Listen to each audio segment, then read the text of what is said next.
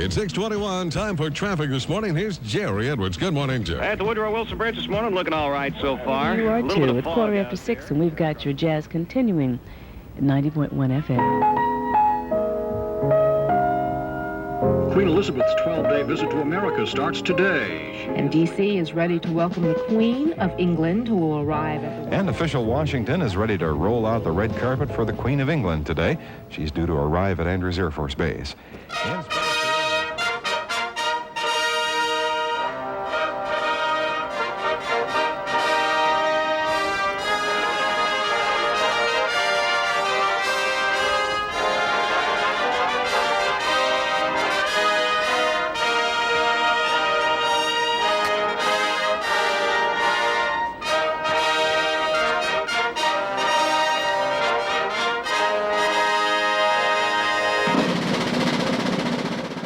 15 years after her last state visit to the U.S., the Queen began this tour at the White House with the 9th president of her reign.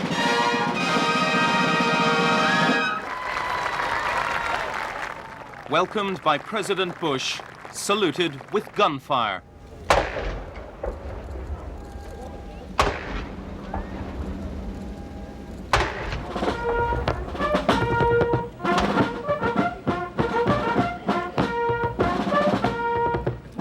The sights and sounds of America's war of independence from Britain were on display.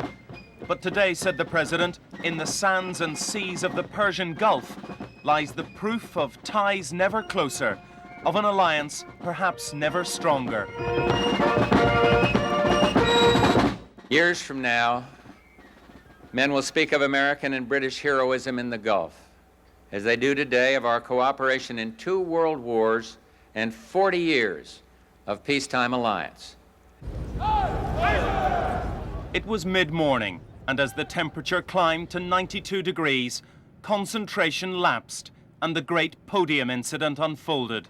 George Bush, 6'2", made no allowance for a queen somewhat smaller, and to the thousands watching, she became the hat of state.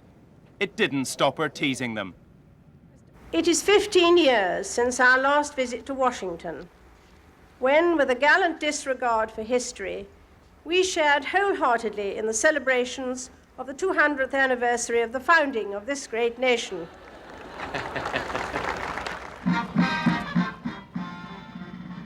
The slip-up behind them, they went on to a string of ceremonial duties, and then the president showed the Queen the pit he'd built near the Oval Office for throwing horseshoes. It's a pastime of this sporting president.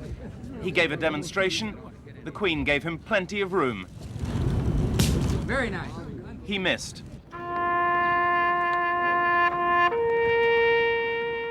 Soon, a more somber mood at Arlington National Cemetery, where at the tomb of the unknown soldier, the American dead of 2 world wars, of Korea, Vietnam, and the Gulf, were remembered.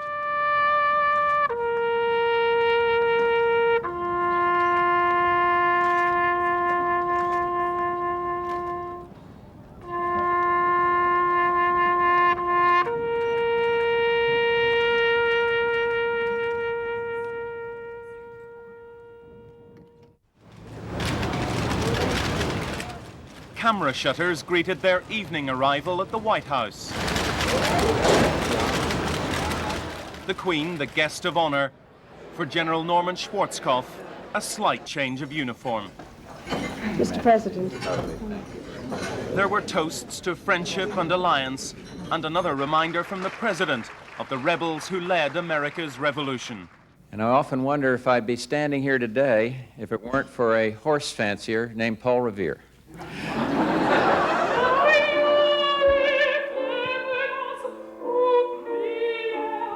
Day 1, drawn to a close by Jesse Norman.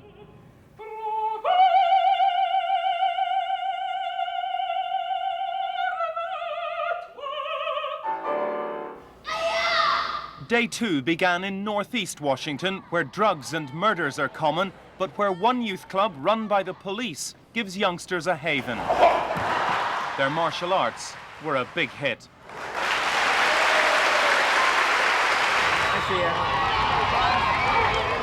Nearby, a warm welcome. The district's children had rehearsed for days. Don't push, don't touch, don't get too excited. Alice Frazier was excited. She'd also been to a rehearsal on what was proper when the Queen came to visit. She forgot everything and did what she'd been hoping to do for weeks. After the hug, she insisted on introducing her whole family and telling her visitor that she already lived with a queen, Laverne Queen, her granddaughter. No one quite knew how to take her. Try to leave her and she wouldn't have it. She needed photos for the family. In the end, sadly, no, the Queen couldn't stay for the fried chicken and iced tea Alice had made. Never mind, it had all been worth it. I can sit down and talk to my grandchildren, you know, and tell them I met the Queen. Lunch came at a celebration of British film and television. But after Alice, perhaps everything was an anticlimax. And it was hot. Very hot.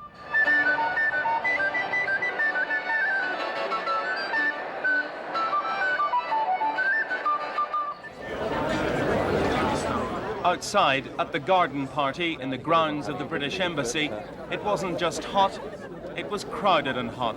Could you step back? I'm sorry, but we have to ask you to move. 1,800 people at one of the social events of Washington's year. All right, look us up. Back up again now. Most of them straining for just one glimpse. Ladies and gentlemen, as you are aware, the Orioles are tonight playing host to some very, very special guests who have come a long, long way to see their first baseball game.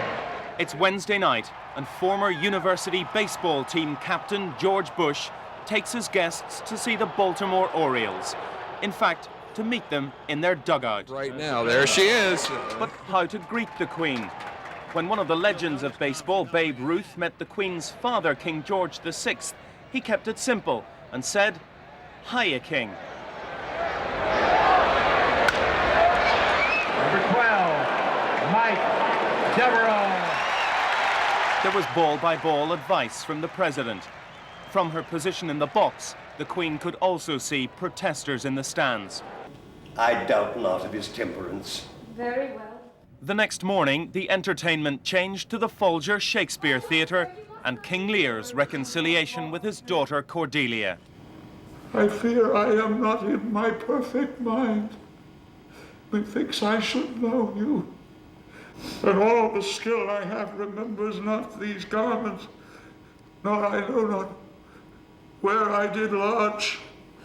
Last night, do not laugh at me, for as I am a man, I think this lady to be my child, Cordelia. And so I am. I am.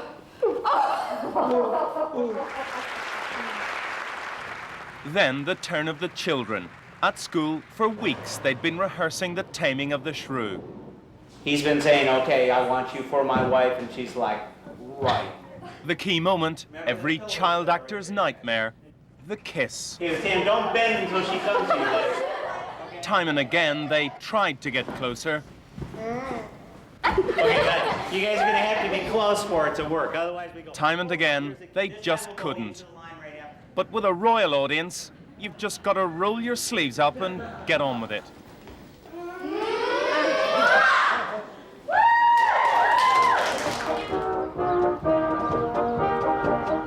On Capitol Hill, they were preparing for one of the highlights of the visit, the Queen's address to a joint session of Congress, the first by any British monarch. Mr. Speaker, Her Majesty Queen Elizabeth II, His Royal Highness the Duke of Edinburgh. Both houses of Congress are controlled by the Democratic Party. She began playing to the gallery by reminding members of her arrival at the Republican-controlled White House, when protocol failed and the podium kept her hidden. I do hope you can see me today from where you are. In a speech of thanks for a century of alliance, the Queen pointed to the common bedrock of Britain and the US, democracy. Some people believe that power grows from the barrel of a gun. So it can, but history shows that it never grows well, nor for very long. Force in the end is sterile. She praised the president and America's troops for helping reverse the invasion of Kuwait. But there was a sting to this speech. Unfortunately, experience shows that great enterprises seldom end with a tidy and satisfactory flourish. Iraqi Kurds and Shiites are still suffering, she said. Britain and the US are doing their best to achieve lasting peace. If we succeed, our military success will have achieved its true objective. Her address ended with a pledge of friendship. You will find us worthy partners, and we are proud to have you as our friends. May God bless America.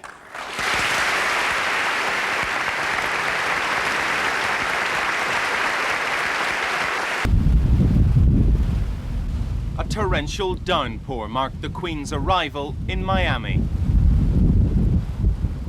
In the grounds of an ornate mansion, Florida's finest were drenched. Undeterred, the children had been practicing their curtsy for hours. Their big moment came and was gone in the sweep of a wet entourage. Other techniques fared no better.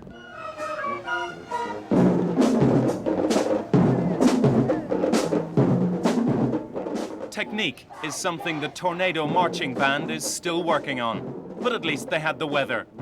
The students, 1/3 of them born in Cuba, couldn't stay still, and they wanted the Queen to do the same.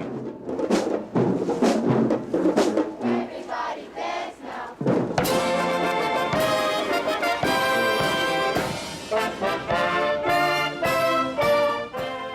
The notes were sharper that night as the guests arrived at the quayside in Miami for a dinner on board the Royal Yacht Britannia. 2 former presidents joined the Queen and 2 former First Ladies.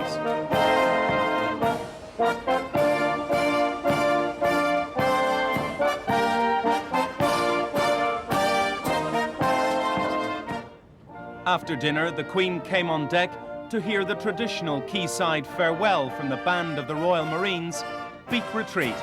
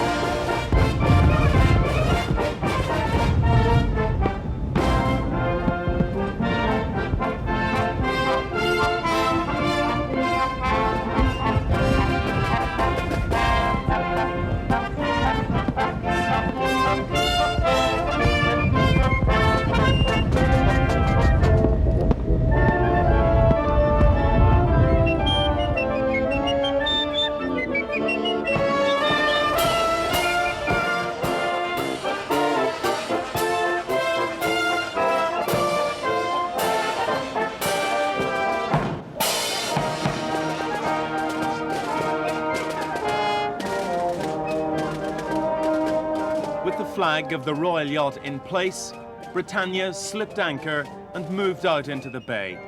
It was a balmy Friday evening, and ahead lay a weekend of relaxation, cruising among the Florida Keys. The Keys are a collection of small islands off Florida, hundreds in all, Key Largo and Key West the most famous. Centuries ago, other Britons came here, planting the pineapple, tamarind and lime trees that once made these islands rich. Today, tourism is their lifeline, and it was to one tiny island 68 miles off the coast that the royal party came to see Fort Jefferson.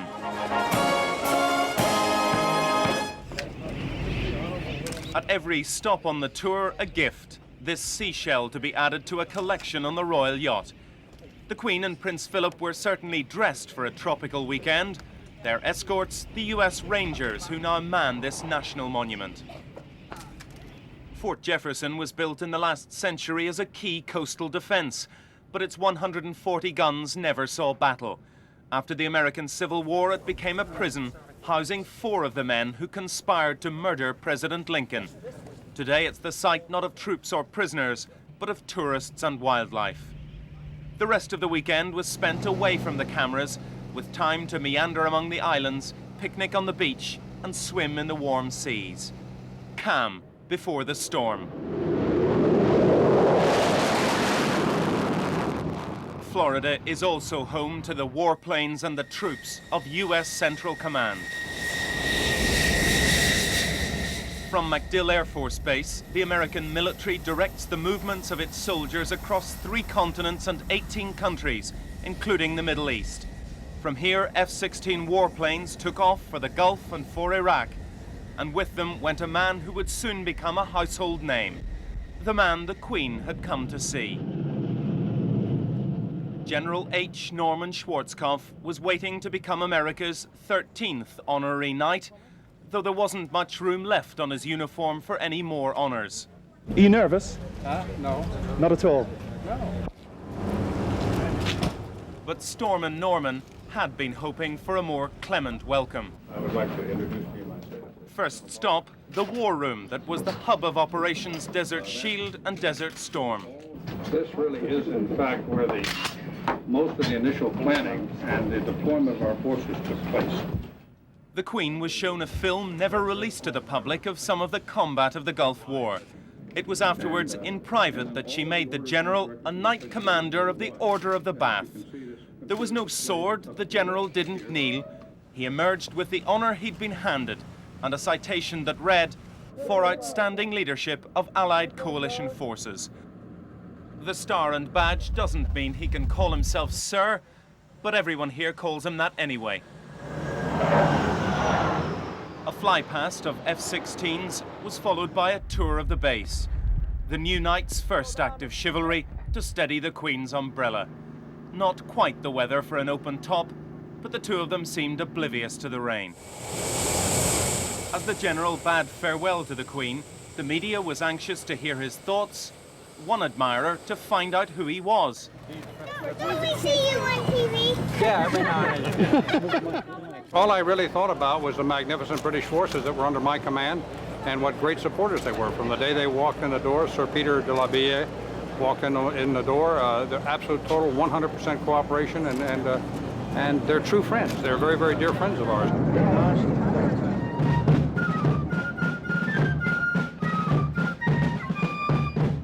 Texas, the Lone Star State, home of the cowboy and home deep in its heart of the Alamo. It's a symbol of Texan independence, for it was here that 189 men held their ground for a dozen days against a Mexican army of 4,000. Among them, the famous frontiersmen Davy Crockett and Jim Bowie. There were 12 Englishmen, 12 Irishmen, 4 Scotsmen and a Welshman. It was here that the Queen began her days in Texas. Among the exhibits, Davy Crockett's rifle. Like the other guns that held the Alamo, it fell silent on the 13th day when all 189 men were killed.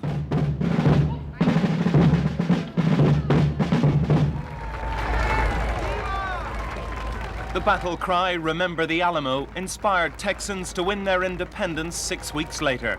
A new country, recognized by the Queen's great-great-grandmother, Queen Victoria. Today's Texans rather like the Queen. She looked right at me.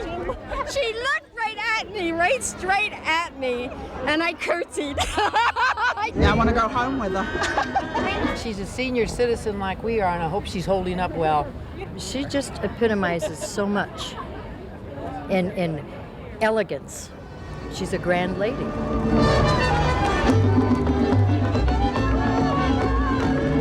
Texans may be part of North America, but the culture of the southern continent is in their blood. And in San Antonio, in the music and on the river, you can feel it.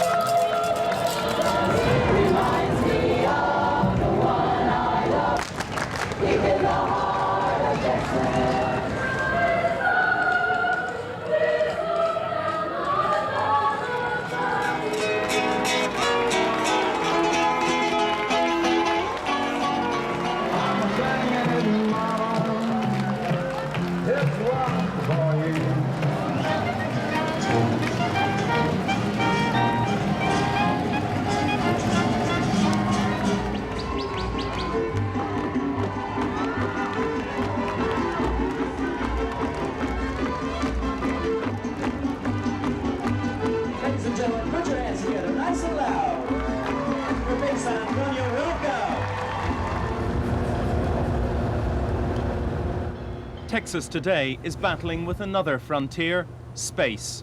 At NASA's Mission Control in Houston, the Queen saw the nerve center of 30 years of space exploration. Mementos of early flights, lunar landings and space shuttles abound. The Queen was guided by one of the new generation of astronauts, an Englishman, Michael Fole from Cambridge. We are honored to welcome you to the Johnson Space Center, Your Majesty and Your Royal Highness. Thank you for visiting. Houston builds well-mannered robots. Their goodbyes friendly but a little stiff. It was in Houston, America's fourth largest city, that the Queen's official tour of the US came to an end. But what an end. I want to meet my mother. I want to meet my mother. I want to meet my mother. At Antioch Baptist Church, a service of Negro spirituals.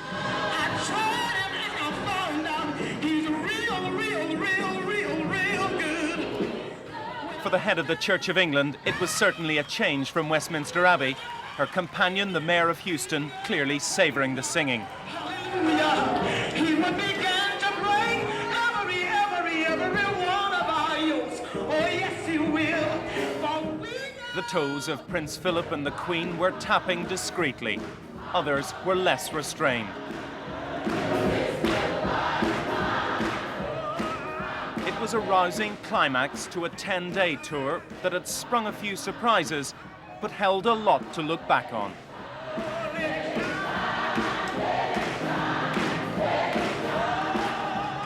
There is a symbolism in the events of such a visit that defies analysis, but which has a way of reaching the hearts of people far and wide.